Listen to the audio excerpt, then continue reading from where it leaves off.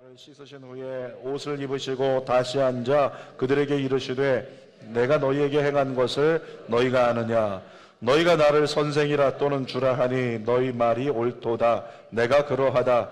내가 주와 또는 선생이 되어 너희 발을 씻었으니 너희도 서로 발을 씻어주는 것이 옳으니라. 내가 너희에게 행한 것 같이 너희도 행하게 하여 본을 보였노라. 내가 진실로 진실로 너희에게 이르노니 종이 주인보다 크지 못하고 보냄을 받은 자가 보낸 자보다 크지 못하나니 너희가 이것을 알고 행하면 복이 있으리라. 아멘. 오늘은 요한복음 13장 12절에서 17절 말씀을 가지고 섬기기에 집중하는 교회 같이 읽을까요? 섬기기에 집중하는 교회. 한 번 더. 섬기기에 집중하는 교회. 이런 제목으로 말씀을 나눕니다. 김포에 이사 오신 분들이 계신데 이사 오시면 연세가 있으신 분들은 어려울지 몰라도 이 커뮤니티에 다 가입을 해요. 빨리 찾아봐서 여성들 같으면 김포에 어떤 커뮤니티가 있는가, 맘카페 어디에 있는가 찾아보니까 김행나라는 곳에 다 가입을 하게 됩니다. 제가 김행나에서 몇 년 전까지 이렇게 한번 검색을 해봤는데 교회라는 키워드를 검색을 했어요. 그랬더니 글들이 올라 있는데 보니까 좋은 교회 없을까요? 좋은 교회 없을까요? 거기에 여러 교회들이 앞다투어서 막 댓글을 남깁니다. 저희 교회 말씀이 제일 좋아요. 저희 교회가 더 좋아요. 아니요, 저희 교회요. 그러면서 댓글들이 쫙 올라오는 거예요. 주는 교회를 소개하는 댓글은 가뭄에 콩나듯이 가끔 1년에 2번 정도? 여러분 좀 하셔요. 근데 요즘에는 그 당근 어플이라고 하는 게 있는데 당근 어플에도 동네 생활이라는 게 있거든요. 근데 거기도 제가 교회라는 키워드를 검색해 보니까 똑같은 질문들이 있습니다. 좋은 교회 없을까요? 좋은 교회 없을까요? 이렇게 사람들이 물어봐요. 여러분, 우리가 스스로 질문해 본다면 어떤 교회가 좋은 교회일까요? 어떤 교회가 좋은 교회일까? 일반적으로 생각하면 은혜로운 설교가 있고 충만한 예배가 있고 또 활발히 사역과 많은 훈련과 공동체 활동이 주어지는 교회가 있다면, 그리고 그렇게 함께 할 수 있는 공간이 많으면 참 괜찮은 교회다. 사람들이 선호하는 교회예요. 그러다 보니까 많은 사람들이 작은 교회가 아니라 대형 교회를 선호하고 몰림 현상이 있다는 거죠. 여러분, 그런데 어떤 교회들은요, 크고 분명히 화려한 조건들을 가지고 있지만 성도들의 공허함을 채워주지 못하는 교회가 있다는 거죠.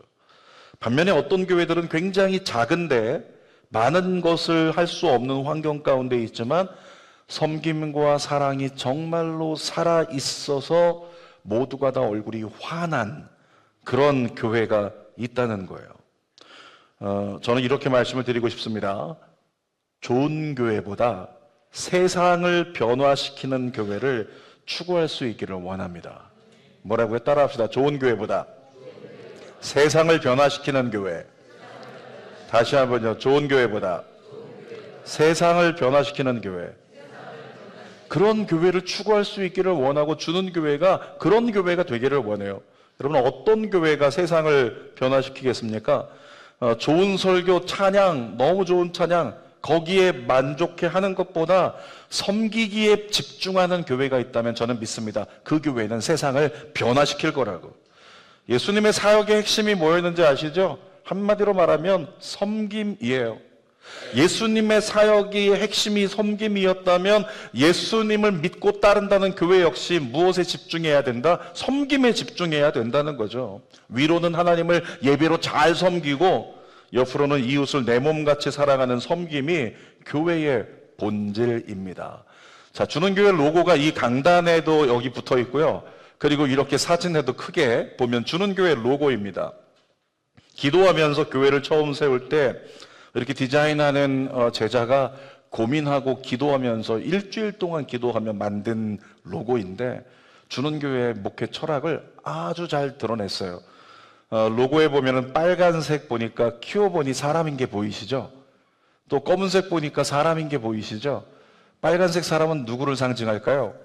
예수 그리스도. 검은색 사람은 누구를 상징할까요? 죄인입니다. 나라는 사람. 그런데 이 죄밖에 없는 인간을 예수 그리스도께서 보혈의 피를 흘려가면서 섬겨주셨어요. 그래서 죄인이 어떻게 됐어요? 구원받아 의인이 됐어요. 그리고 교회가 된 거예요.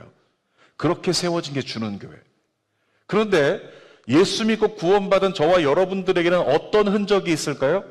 우리에게도 예수 그리스도의 보혈의 흔적이 있어요. 아멘입니까? 나는 여전히 죄인이 아니고 의인되어 예수의 보혈로 씻김받은, 덮임받은, 그러니까 나의 색깔을 표현한다면 그것은 예수님 색깔인 거예요. 붉은색. 이제는 우리가 어떻게? 세상에 있는 죄인들을 끌어안아서 세상이 교회가 되게 하는 것. 여러분, 그때 우리에게 필요한 것 두 글자로 하면 오늘 제목에 나오죠. 뭘까요? 섬김입니다. 세상을 끌어안으려면 섬김이 필요한 거예요. 우리 주는 교회는 정말로 섬기는 교회가 될 수 있기를 축복합니다. 따라하겠습니다. 섬기겠습니다. 다시 한번 섬기겠습니다. 여러분에게 섬길 수 있는지 테스트할 수 있는 시간을 드릴게요. 주변에 있는 분 4분 이상에게 섬기겠습니다라고 인사하는데요. 인사를 그냥 대충 흘러가듯이 하지 말고 그 사람을 섬기는 마음으로 한번 해줄 수 있기를 원해요. 섬기겠습니다. 인사하겠습니다. 섬기겠습니다. 섬기겠습니다. 섬기겠습니다. 네, 그래도 안 섬기네요.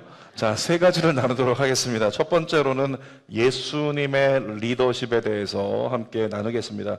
우리는 흔히 성공적인 리더를 떠올리면 강한 카리스마가 있고 뛰어난 지도력을 가진 인물이 있으면 그는 성공적인 리더다, 이렇게 얘기합니다. 그러니까 시대를 바꾼 세계적인 기업가 있다, 그러면 그는 성공적인 리더다. 정치 지도자들 중에서 정말 나라의 운명을 바꿀 수 있는 그런 사람이 있으면, 영향력을 끼친 사람, 그는 성공적인 리더다, 이렇게 얘기할 수 있습니다. 세상은 확실하게 강한 리더십을 원해요. 강한 리더가 성공하는 리더, 이것이 세상의 공식입니다. 그런데 정치권을 잠깐만 좀 들여다보면요, 여권에서는 계엄을 하고 탄핵의 기로에 서 있는데도 강한 리더로 윤석열 대통령을 원합니다. 야권에서는 많은 사법 리스크가 있음에도 불구하고 강한 리더로 이재명 대표를 원하는 거예요. 현 시점에서 볼 때 대한민국에 이전에 없었던 증상이 있는데, 두 진영 모두 지지하는 리더를 향한 충성도가요, 대단해요. 내가 지지하는 그 정당을 향한 또는 리더를 향한 충성도가 대단하다는 거죠. 왜 그렇겠습니까? 우리의 마음속에 내가 지지하는 리더가 이 나라를 바꾸어 놓을 수 있다고 믿기 때문에 그러는 거예요. 그러면, 그 강한 리더라면 이 나라를 바꿀 수 있다, 그렇게 나름대로 양단 간에 그렇게 믿고 의지하고 있다는 거죠. 그런데 여러분, 예수님께서 가르치시는 리더십은 전혀 달랐던 거예요. 예수님은 전혀 다른 리더십을 가지고 계셨습니다. 자, 보세요. 유대인들이 예수님을 멸시하고 십자가에 못 박은 이유 뭔지 아시죠? 한마디로 말하면 예수님의 리더십에 실망했기 때문에 그래요. 유대인들은 로마의 압제로부터 이스라엘을 해방시켜줄 강한 메시아, 정치적 메시아, 그런 메시아를 원했단 말이죠. 강한 리더를 원했어요. 그런데 예수님은 이사야 53장에 기록된 것처럼 그는 볼품도 없었고 연한 순같이 가지같이 연약한 자였다, 그렇게 그들 눈에 비춰졌다는 거죠. 그들의 기준으로 볼 때 예수님은 영웅은 영웅인데 그냥 조금 작은 영웅, 작은 일을 몇 가지 행했던 영웅, 이 정도에 불과했다는 겁니다. 그래서 예수 그리스도를 십자가의 신성모독죄로 내던진 거죠. 예수님을 따르는 제자들조차도요, 예수님 때문에 전부 다들 생각하는 게 뭐였냐면, 예수님 왕 되시면 내가 한 자리씩 차지할 수 있겠지, 이 생각을 했어요. 그런데 예수님은 제자들의 기대를 완전히 뒤엎는 엉뚱한 말씀을 하셨습니다. 12절에서 15절 읽어볼게요. 시작. 그들의 발을 씻으신 후에 옷을 입으시고 다시 앉아 그들에게 이르시되, 내가 너희에게 행한 것을 너희가 아느냐? 너희가 나를 선생이라 또는 주라 하니 너희 말이 옳도다. 내가 그러하다. 내가 주와 또는 선생이 되어 너희 발을 씻었으니 너희도 서로 발을 씻어주는 것이 옳으니라. 내가 너희에게 행한 것 같이 너희도 행하게 하려 본을 보였노라. 예수님 뭐라고 하신 거예요? 내가 너희들 발 씻어준 거 알지? 내가 너희의 스승이잖아. 그런데 너희의 발을 씻어줬지. 너희도 서로 발 씻어주라. 이렇게 말씀하시는 거예요. 제자들이 원했던 건 뭡니까? 제자들은 사실 혁명을 원했어요. 제자들은 정치적인 전세 역전을 원했습니다. 그런데 예수님은 말씀하십니다. 너희 서로 발을 닦아주라. 그렇게 말씀하신 거죠. 제자들의 기대와는 어긋난 거예요. 여러분, 그런데 예수님께서 가르치신 게요, 단순한 세족식을 가르치신 게 아닙니다. 예수님은 당시 사회 구조를 완전히 뒤집는 폭탄 선언을 제자들에게 하시는 거예요. 많이 들어보셨겠지만은 당대 유대 사회에서는 발을 씻어주는 일은 누가 했습니까? 종들이 했는데, 종들 중에도 가장 낮은 종, 그런 종들이 손님의 발을 씻어주는 역할을 했다는 거죠. 그런데 예수님께서 어떻게 하셨어요? 그 종들이 하는 걸 예수님이 하셨어요. 심지어 예수님을 배반할 자로 예고되었던 가룟 유다의 발까지도 예수님께서 씻어주셨다는 거예요. 그런데 예수님의 세족식을 통해서 예수님은 교회가 존재해야 될 이유를 이 땅 가운데 보여주셨습니다. 자, 두 번째로 예수님이 섬기신 이유에 대해서 함께 나누겠습니다. 예수님은 왜 제자들의 발까지 씻겨주는 행동을 하셨겠습니까? 그분의 말씀 중에 답이 있죠. 예수님이 이 땅에 오시면서 분명히 말씀하셨어요. 내가 이것을 위해서 왔다. 마태복음 20장 28절 읽어볼게요. 시작. 인자가 온 것은 섬김을 받으려 함이 아니라 도리어 섬기려 하고 자기 목숨을 많은 사람의 대속물로 주려 함이라. 한마디로 말하면 뭐가 되는 거예요? 예수님은 내가 섬기러 왔고 내가 희생하기 위해 왔다. 그러니까 제자들에게 말씀하신 거예요. 너희도 섬기고 너희도 희생하는 썩어지는 미랄이 되라. 사랑하는 여러분, 교회는 사회 속에 썩어지는 미랄이 되어야 될 줄 믿습니다. 교회 속에 섬기는 자가 되어야 되고 세상 속에서 희생하는 자가 교회가 돼야 한다는 거죠. 예수님을 통해서 볼 때 교회는 단순히 좋은 프로그램을 제공하는 것이 아닙니다. 예수님이 섬김을 위해 오신 것처럼 교회의 본질은 섬김이어야 된다는 거예요. 자, 그렇다면 우리 한번 질문해 봤으면 좋겠어요. 만약에 교회가 영혼에 대한 섬김이 없이 영혼 사람을 섬길 생각은 전혀 없어요. 그거 없이 영성에만 전념한다면, 나의 영성을 위해 기도 많이 하고 말씀 많이 듣고 훈련 많이 받아요. 그런데 섬김은 없어요. 주변에 있는 사람들을 섬김은 없어요. 과연 그런 사람을 예수님을 믿고 따르는 사람이라고 이야기할 수 있겠냐는 거죠. 뿐만 아니라 은혜 받는 것에 집중하지만 옆 사람에게는 관심도 없는, 나 은혜 받는 것만 중요해. 대형교회에서 가끔 그런 얘기 들어보셨잖아요. 저희 교회는 그런 건 아직 본 적이 없는데, 이 대형교회 제가 전에 다닐 때도 보니까 아주 정말 열심인 성도들 중에는 굉장히 신앙에 열심히셔서 예배 일찍 오셔서 기도 많이 하시는데, 그런데 조금 늦을 때면 옆 사람에게 전화합니다. 내 자리 맡아나? 그리고 내 자리에 맡아놓으라고 하고, 은혜로운 권사님이, 은혜로운 집사님이 자기 자리에 혹시 누구 앉아있으면 옆에 가서 밀쳐내고 화내고 내 자리인데 여기를 왜 앉냐고 그러면서 다투는 장면이 나온다. 은혜는 받기 원하지만 옆 사람을 섬길 생각은 없다면, 이렇게 섬김이 결여되었다면 여러분 교회라고 할 수 있겠습니까? 요한복음 13장 16절 읽어볼게요. 내가 진실로 진실로 너희에게 이르노니 종이 주인보다 크지 못하고 보내심을 받은 자가 보낸 이보다 크지 못하니. 예수님 말씀이에요. 나는 나를 보내신 성부 아버지 하나님보다 내가 크지 못하다. 그리고 예수님 수차례 말씀하셨습니다. 나는 아버지께서 시키신 일만 한다. 아버지께서 전하라고 한 것만 전하는 거야. 근데 예수님께서 뭐라고 말씀하셨어요? 나는 섬기기 위해 왔다. 그러면 그 섬김은 누구의 의지입니까? 하나님의 의지인 거예요. 교회를 향한 하나님의 의지도 교회가 세상을 섬겨 하나님 나라가 되게 하는 것, 그것이 하나님의 의지인 줄 믿습니다. 여러분, 세상은 강한 자가 승리한다고 말하지만 하나님 나라는 섬기는 자가 승리합니다. 따라합시다. 섬기는 자가 승리한다. 마태복음 23장 11절 함께 읽어보세요. 너희 중에 큰 자는 너희를 섬기는 자가 되어야 하리라. 다시 한번, 너희 중에 큰 자는 너희를 섬기는 자가 되어야 하리라. 예수님은 이 말씀을 하시고 몸소 실천하신 겁니다. 내가 큰 자지만 내가 제자들 너희의 발을 가장 미천한 자의 행동을 내가 너희를 하면서 섬김으로 내가 너희를 섬긴 것처럼 너희도 섬기는 자가 된다면 너희는 하나님 앞에 큰 자일 거야. 그래서 제자들에게 그렇게 살라고 명령했어요. 교회들에게 그렇게 살아야 된다고 명령하신 겁니다. 그런데 여러분 해보셔서 아시잖아요. 섬김이 쉽습니까? 섬긴다는 게 쉽던가요? 어려워요. 예전의 성도들은요, 그냥 옆에 누구 앉아있으면, 모르는 사람 앉아있으면 너무 신기하고 너무 반가워요. 옆에 가지고 싸운 감자도 하나 나눠주고, 옆에 사람 막 말도 시켜주고 얘기하면서. 요즘 성도들은 너무 배려가 심해요. 옆에 있는 사람 불편할까봐 인사도 안 해요. 옆에 있는 사람 좀 민망할까봐 인사도 안 하고, 관심도 갖지 않고, 그냥 내버려 두는 거죠. 사실은 섬김이 결여돼서 그런 거예요. 이 대목에 한 번만 더 해보겠습니다. 우리 옆에 있는 좌우에 계신 분들에게 사랑하고 축복합니다. 섬김으로 해볼까요? 사랑하고 축복합니다. 와우! 아까보다 조금 나아졌어요.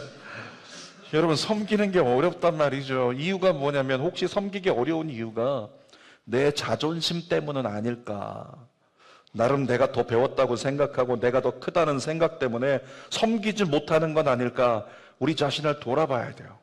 여러분, 그런데 예수님이 나에게 베푸신 섬김을 생각하면요, 우리 섬기지 않을 수 없어요.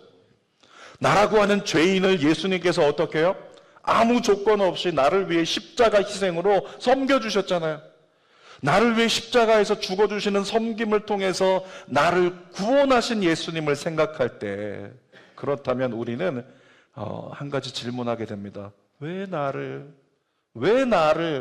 주님, 왜 저를요? 제가 무슨 자격이 있다고, 무슨 가치가 있다고 그 질문을 하게 된다는 거죠. 그리고 그 질문이 반복되다가 입술의 고백에서 바뀌어 나오는 고백, 주님 감사합니다. 그것이 은혜가 돼서 그때부터 어떻게 됩니까? 섬김의 길을 진짜로 살아갈 수 있게 되는 거죠. 하나님의 은혜 때문에 예수님처럼 섬김의 길을 가겠다고 우리가 고백하게 될 때 우리는 세상의 빛이 되는 진짜 교회가 될 줄 믿습니다. 자, 세 번째, 예수님의 섬김의 결과를 한번 봅니다. 요한복음 13장 17절 예수님께서 직접 말씀하셨어요. 시작. 너희가 이것을 알고 행하면 복이 있으리라. 이것을 알고 행하면, 이것이 뭔데요? 섬김. 너희가 섬김을 알고 섬김을 실천하여 행한다면 복이 있을 것이다. 이렇게 말씀하셨어요. 그런데 예수님께서 말씀하신 이 말씀, 예전에 우리 예전엔 개그라고 안 했죠. 코미디 프로에서 복이 온다. 어떻게 하면? 웃으면 복이 온다. 좀 띵하지 마시고요. 웃으면 복이 온다. 웃으면 복이 온다. 그러잖아요. 웃으세요. 막 웃으세요. 한번 좀 웃어볼 만도 한데 왜 이렇게 노려보세요?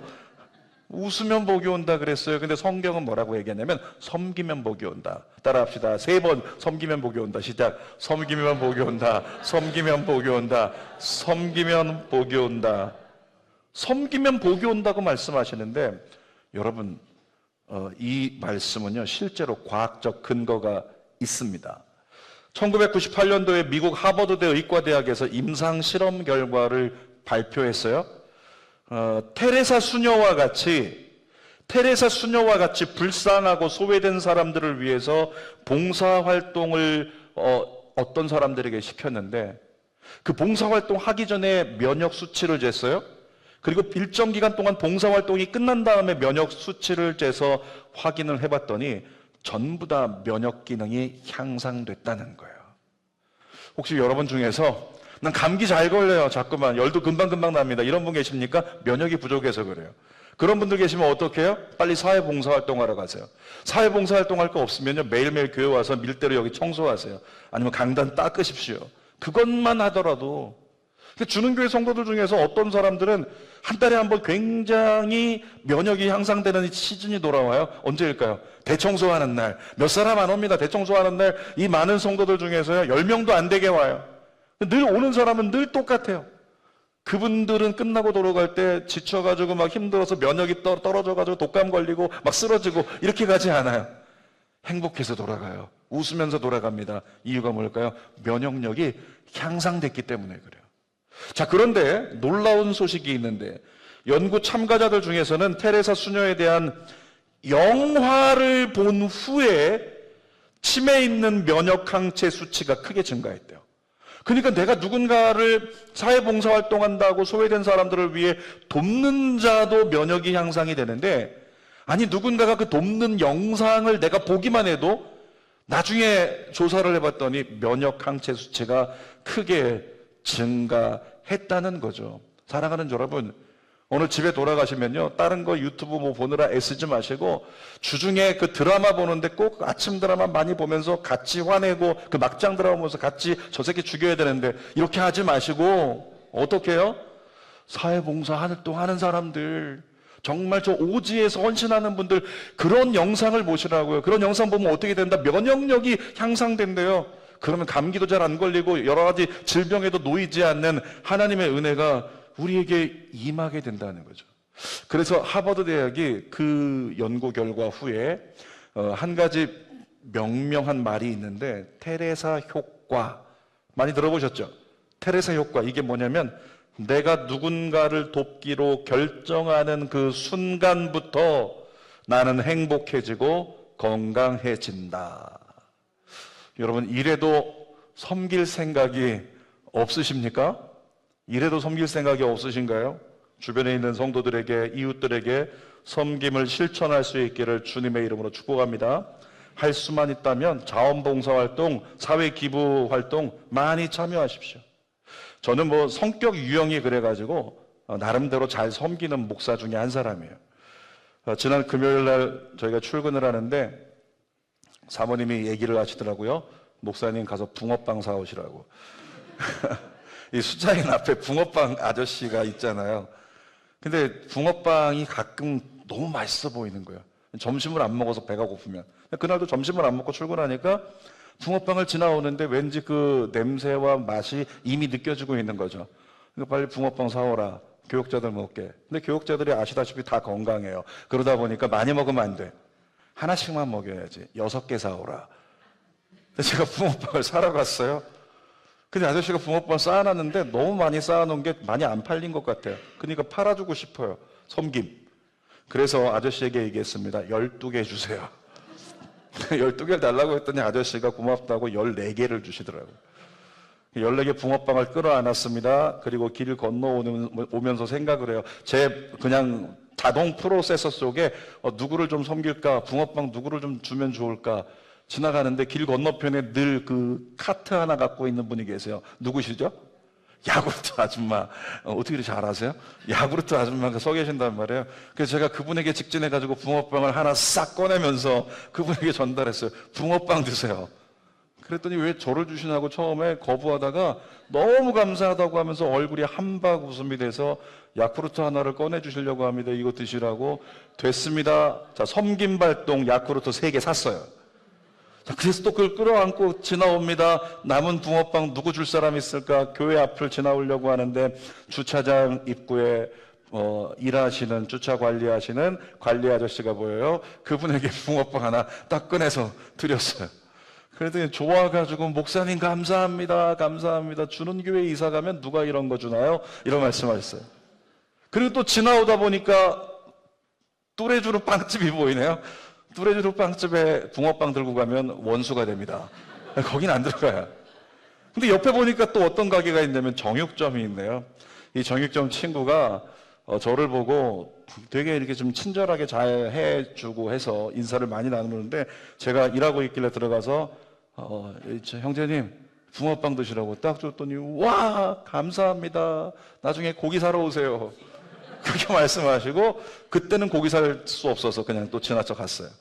건물 안으로 들어갔습니다. 엘리베이터를 기다리고 있는데 한 분이 뒷곁에서 들어오시네요. 이 건물 청소하시는 미화 직원 아주머니셨어요. 그 아주머니에게도 붕어빵 딱 꺼내서 그분 전달해 드렸어요.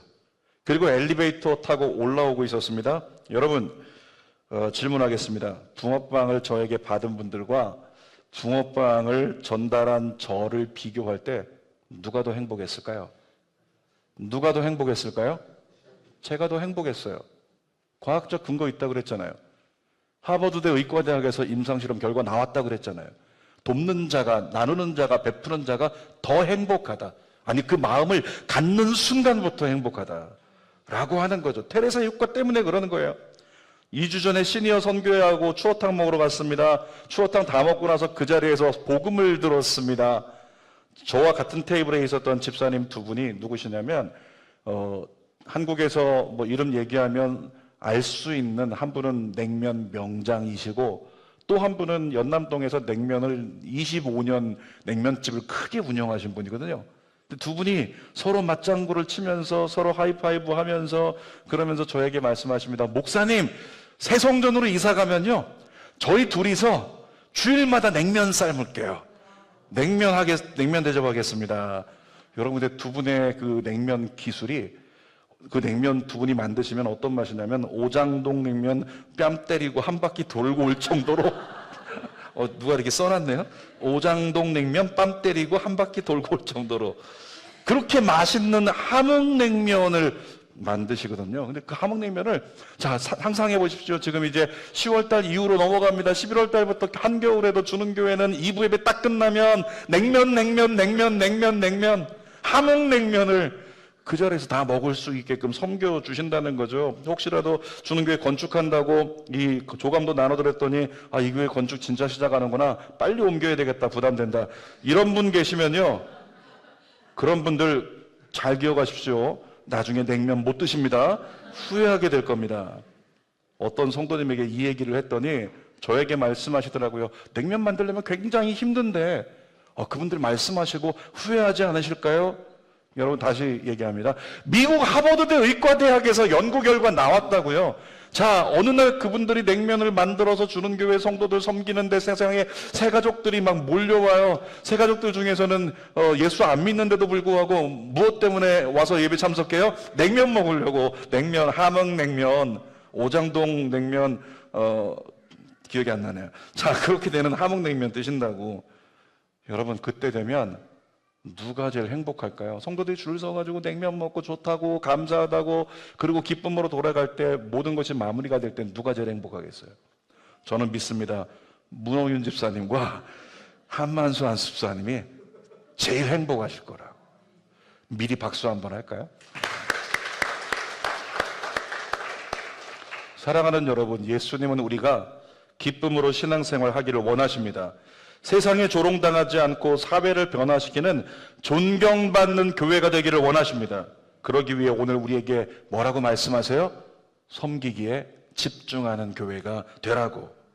여러분, 초대교회가 그랬습니다. 초대교회는 강력한 정치적인 힘이 없었어요. 재정적인 능력도 없었습니다. 그런데 초대교회는 가난한 자를 섬겼어요. 소외된 자를 섬겼어요. 버림받은 자들을 섬기면서 끌어안고 복음을 전했더니 놀라운 부흥이 일어났고 많은 사람이 구원받아 새 삶을 살게 됐다는 거죠. 그런데 오늘날 교회는 어떻습니까?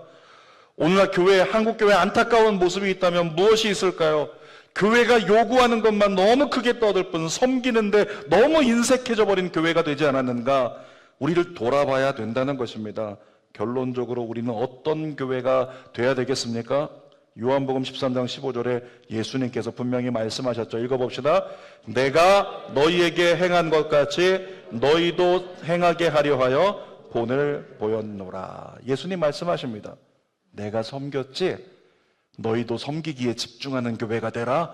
그러면 그 교회를 통해 세상이 변할 거야.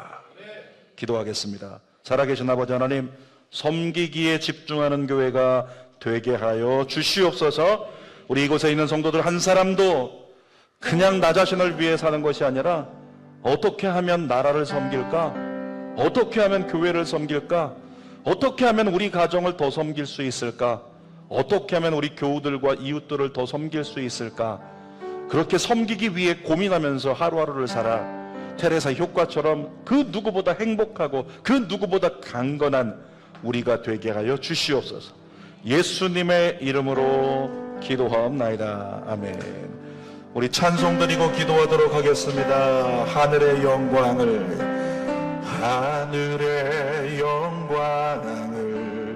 다 버리고 낮은 이곳에 내려오신 주 죽기까지 나를 사랑하신 그 사랑 얼마나 큰지 우리가 높아지면 그가 낮추시리 우리가 낮아지면 그가 높이시리 하나님이 원하시는 세상으로 나 자신을 낮추는 섬김으로